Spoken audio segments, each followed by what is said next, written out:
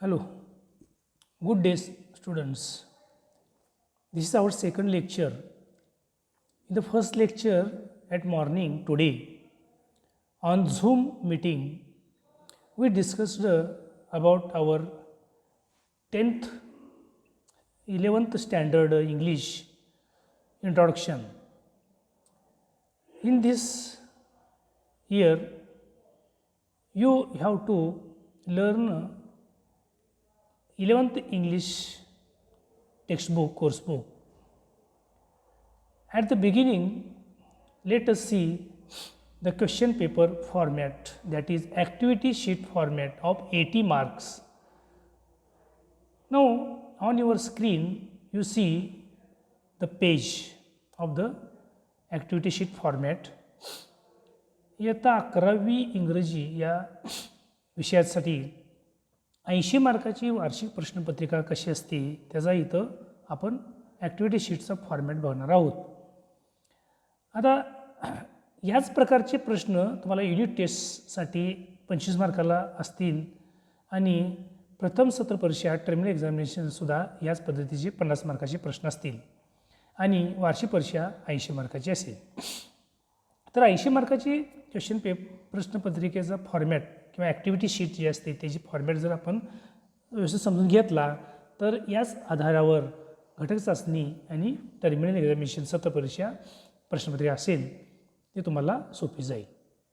बघूया आपल्या activity शीटचा format. यामध्ये पहिला सेक्शन आहे प्रोज. प्रोजमध्ये म्हणजे गद्य विभागामध्ये reading for comprehension, language study, summary, note making and mind mapping. म्हणजे पहिल्या सेक्शनमध्ये तुम्हाला या ठिकाणी कॉम्प्रिहेन्शन आहे, आकलन आहे, लँग्वेज स्टडी म्हणजे ग्रामरचे काही प्रश्न आहेत टॉपिक, समरी रायटिंग आहे, सारांश लेखन, नोट मेकिंग आहे, नोट्स तयार करणे आणि mind mapping.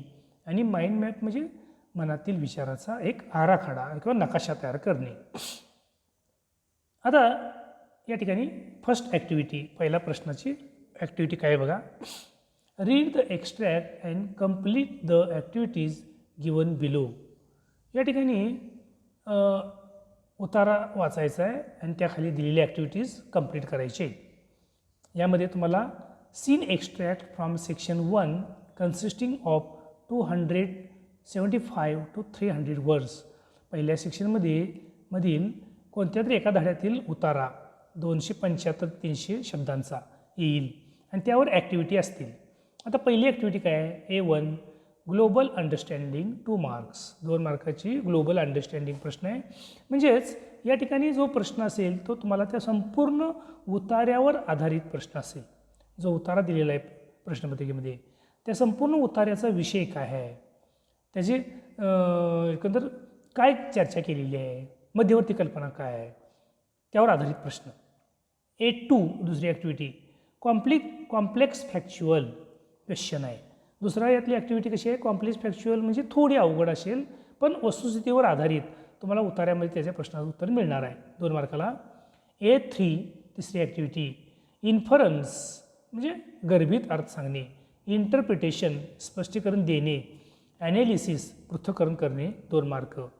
A4 personal response. या ठिकाणी वैयक्तिक प्रतिसाद द्यायचा आहे. तुम्हाला जनरल नॉलेजवर आधारित एखादा प्रश्न विचारतील विषयासंबंधात 2 मार्काला. A5 या ठिकाणी लँग्वेज स्टडी, ग्रामरवरचे 1-2 ॲक्टिव्हिटीत किंवा 2 वाक्य असतील 2 मार्काला. म्हणजे उतार्यामध्ये ज्या प्रकारचं ग्रामर आहे किंवा वाक्य आहेत त्यावर ग्रामर. A6 व्होकॅब्युलरी, शब्दार्थावर आधारित इथं 2 ॲक्टिव्हिटीज आहेत. व्होकॅब्युलरीमध्ये तुम्हाला सिनॉनिम्स समानार्थी शब्द, अँटॉनिम्स विरुद्धार्थी शब्द किंवा वर्ड फॉर्मेशन शब्दांची रूपं बदलणे अशा प्रकारचे प्रश्न असतील 2 मार्काला. B आता दुसरी B ॲक्टिव्हिटी काय बघा, लँग्वेज स्टडी म्हणजे ग्रामरवर आधारित इथं वाक्य असतील. नॉन टेक्स्च्युअल ग्रामर म्हणजे तुमचं नॉन टेक्स्च्युअल म्हणजे पुस्तकाच्या बाहेरील ग्रामर म्हणजे सिलेबसमधलं ग्रामर. मग यामध्ये डायरेक्ट इनडायरेक्ट आहे, आर्टिकल्स, प्रिपोजिशन्स विचारतील 4 मार्काला. पहिली B1 ॲक्टिव्हिटी काय, डू ॲज डायरेक्टेड किंवा ट्रान्सफॉर्मेशन ऑफ सेंटेन्स म्हणजे सांगितल्याप्रमाणे बदल करा किंवा ट्रान्सफॉर्मेशन ऑफ सेंटेन्स, वाक्यात रूपांतर करा, बदल करा, 3 मार्काला. B2 spot the error, 1 mark. 1 मार्काला तुम्हाला इथं एक वाक्य देतील आणि त्या वाक्यामध्ये चूक दर्शवायची आहे, सांगायची. क्वेश्चन नंबर 2A दुसरा प्रश्न आहे. Read the extract and complete the activities given below. या ठिकाणी सुद्धा एक उतारा येईल आणि त्यावर आधारित ॲक्टिव्हिटीज आहेत. Unseen extract consisting of 275 to 300 words. या ठिकाणी सुद्धा 250 ते 300 शब्दांचा उतारा येईल, पण हा उतारा पुस्तकाच्या बाहेरील असेल. अनसीन एक्स्ट्रॅक्ट म्हणजे न पाहिलेला, अभ्यास केलेला उतारा असेल.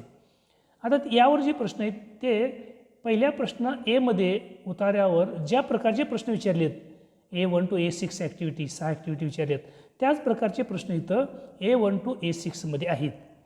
Global understanding, complex factual, inference, interpretation, analysis, personal response, language study आणि व्होकॅबलरी. सेम प्रकारची ॲक्टिव्हिटी इथं दुसऱ्यामध्ये आहेत. म्हणजे पहिल्या प्रश्न एमध्ये आणि दुसऱ्या एमध्ये उतार्यावरचे प्रश्नांचे प्रकार एकसारखेच आहेत. आता B, question number 2B, summary writing म्हणजे सारांश लेखन. Write the summary of the above extract and with a suitable title with the help of the given points hints. या ठिकाणी तुम्हाला दुसऱ्या प्रश्नासाठी जो उतार आलेला आहे त्याच उताराची समरी इथं Bमध्ये लिहायची आहे आणि त्यासाठी तुम्हाला काही पॉईंट्स दिले जातील. त्या पॉईंट्सच्या आधारे समरी लिहायची आहे आणि त्या समरीला तुम्ही टायटल द्यायचे, शीर्षक द्यायचं आहे. 3 मार्क आहेत. Question number C, note making, mind mapping, completion task. आता याचा दुसऱ्या प्रश्नामध्ये Cमध्ये तुम्हाला 3 मार्काला प्रश्न आहे. नोट मेकिंग करणे किंवा दिलेल्या उताराचा नोट्स करणे, माइंड मॅपिंग करणे, जो उतारा दिलेला आहे त्याचं माइंड मॅपिंग करणे किंवा मनातील तो विचाराचं चित्र तयार करणे, रेखाटणे, त्यावर आधारित चित्र रेखाटणे. मग चित्र मग काय असेल, ट्री डायग्रॅम असेल, टेबल असेल किंवा असे कार्टूनसारखे चित्र असेल की ज्यामध्ये मुद्दे लिहायचे किंवा वेब चार्ट किंवा कोष्टक तयार करणे, अशा अनेक प्रकारचे तुम्हाला माइंड मॅपिंगद्वारे तो विचार तुम्हाला सादर करायचा आहे रेखाटून.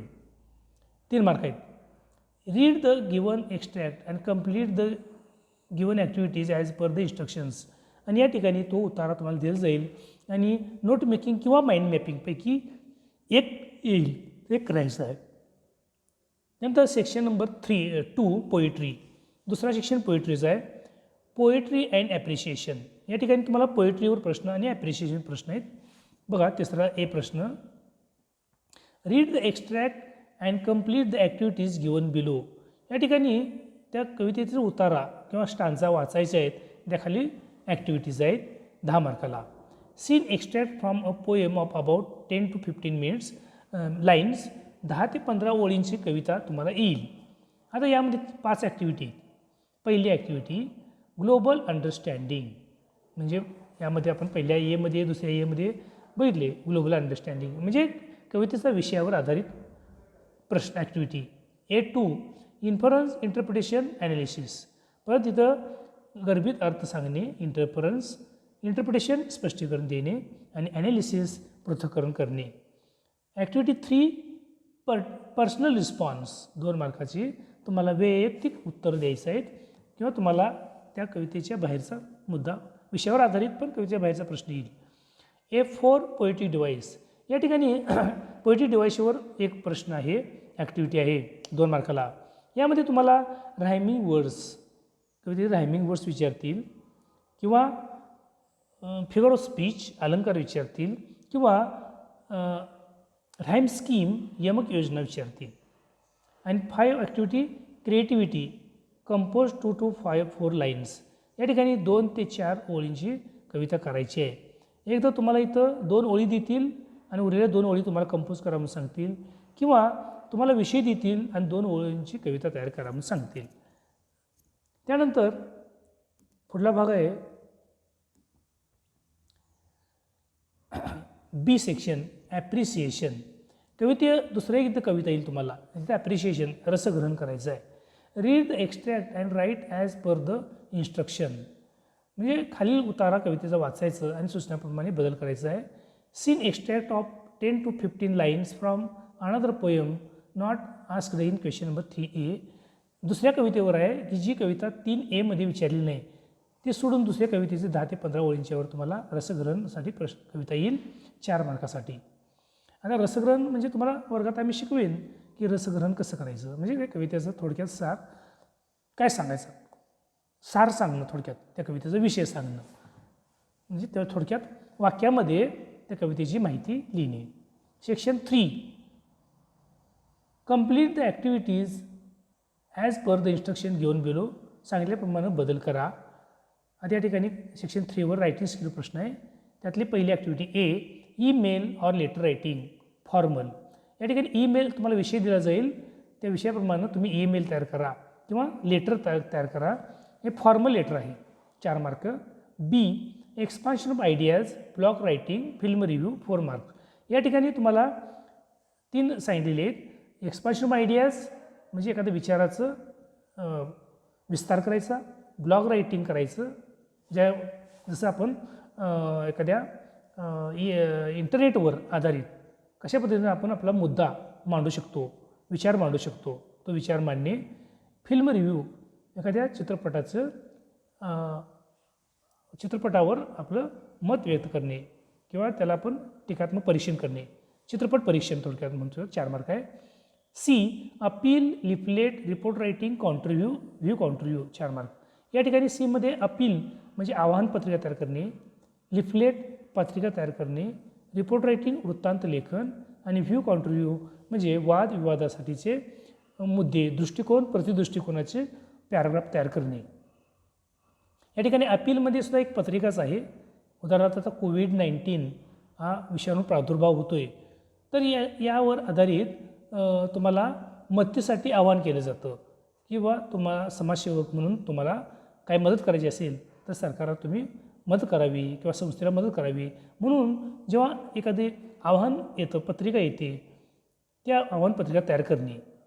लिफलेट त्याच पद्धतीनं जेव्हा कोविड-19 हा जो विषाणू प्रादुर्भाव आहे त्याची काळजी कशी घ्यायची, हा रोग कसा आहे, याची थोडक्यात एक पत्रिका तयार कशी करता येईल किंवा आपण वाचली असेल त्यालाच लिफलेट म्हटलं जातं.